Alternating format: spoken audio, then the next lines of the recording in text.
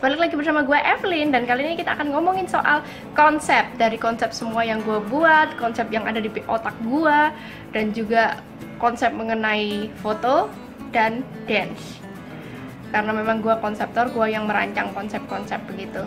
Jadi sebetulnya sih kita ngomongin foto sama dance itu agak-agak mirip ya. Cuman yang membedakan adalah dance kita harus mengarang koreonya, sedangkan konsep adalah jalan cerita atau temanya itu sendiri. Nah, di sini gue akan nge-share aja gimana gue bikin konsep yang aneh-aneh, yang memang nggak umum gitu loh, karena gue juga orangnya seperti ini gitu. Jadi untuk foto dan dance gitu ya, kalau menciptakan suatu tema, menurut kalian gimana caranya membuat suatu foto atau suatu dance yang nggak sama dari semua orang, yang nggak umum? Kayak misalnya cuman di tempat tidur, cuman pakai begini, ya udah jebret selesai. Atau ngedance juga, oh ya udah hip hop selesai gitu, tanpa ada tema, tanpa ada jalan cerita, tanpa ada kostum-kostum yang menunjang, tanpa ada perlengkapan-perlengkapan lain, properti lain gitu. Jadi kita harus banyak-banyak tahu soal berita, baik itu mulai dari seni, politik. Gue yang nggak terlalu tertarik sama ekonomi aja, gue cuman ya sekedar tahu lah bahwa secara ekonomi, indikator ekonomi PDB saat ini adalah minus 5,32 per years on years. Jadi kayak ya udah gue babat semua gitu loh, gue masuk secara teori.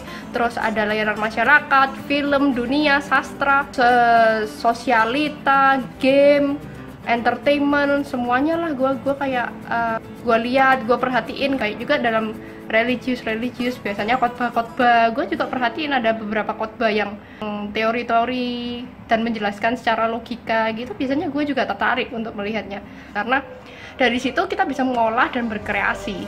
Kedua, dari semua itu kita bisa mencomot satu dan satu, kayak dihubung-hubungkan gitu loh. Jadi kayak misalnya gue tuh penggemar video klip dari kecil. Dari zamannya tahun 95 Backstreet Boy baru keluar pertama kali ya, Get Down itu. Tapi sebelumnya memang Backstreet Boy dari kecil dia udah menanjak, tapi gue kan nggak ngikutin karena memang kan internet nggak ada. Tapi pertama awal dia muncul di televisi, gue udah ngikutin.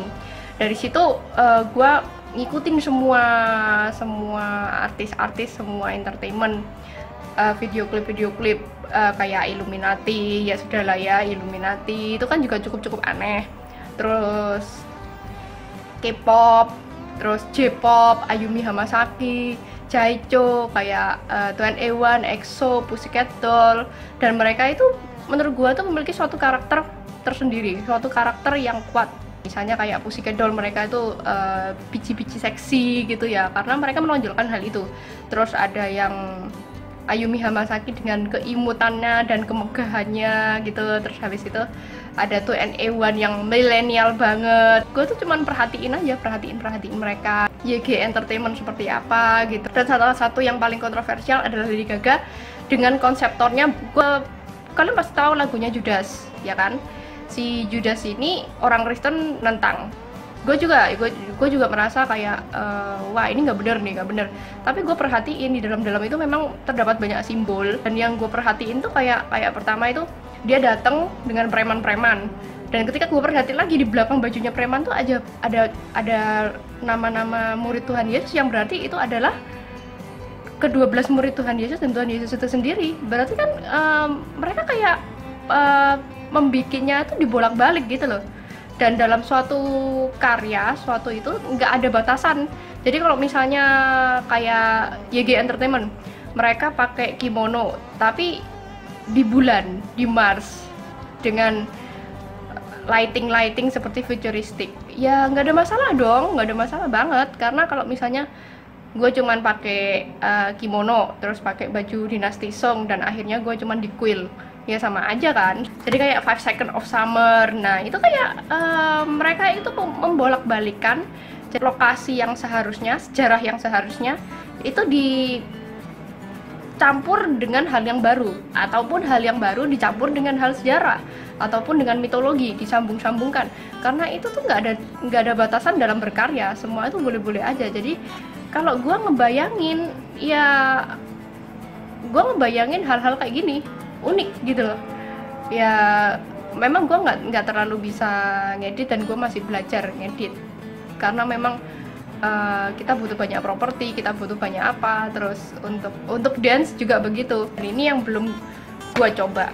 Jadi memang semua sudah ada di otak gue dengan lagu-lagunya, tempo beatnya, tempo yang dikembangkan dengan latar belakang seperti apa. Karena dulu waktu gue kecil kan gue suka video klip. Jadi gue tuh kalau mau tidur gue tuh sambil sebelum tidur gue tuh ngebayang kalau misalnya lagu seperti ini cocoknya itu di mana gitu, atau ini yang aneh itu di mana, jalan ceritanya kayak apa. Jadi di sini gue tulis ada yang ada pajama party robe, ada boxing, around the world, ada Broadway, itu udah sih Broadway.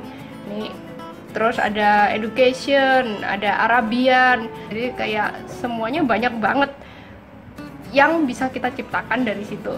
Nah, sekian saja karena gue nggak bisa terlalu banyak-banyak ngomongin soal konsep karena kan itu juga memang ide-ide sendiri gitu loh. Jadi gue cuma mau sharing aja. Sekian dulu hari ini. Thank you so much for watching.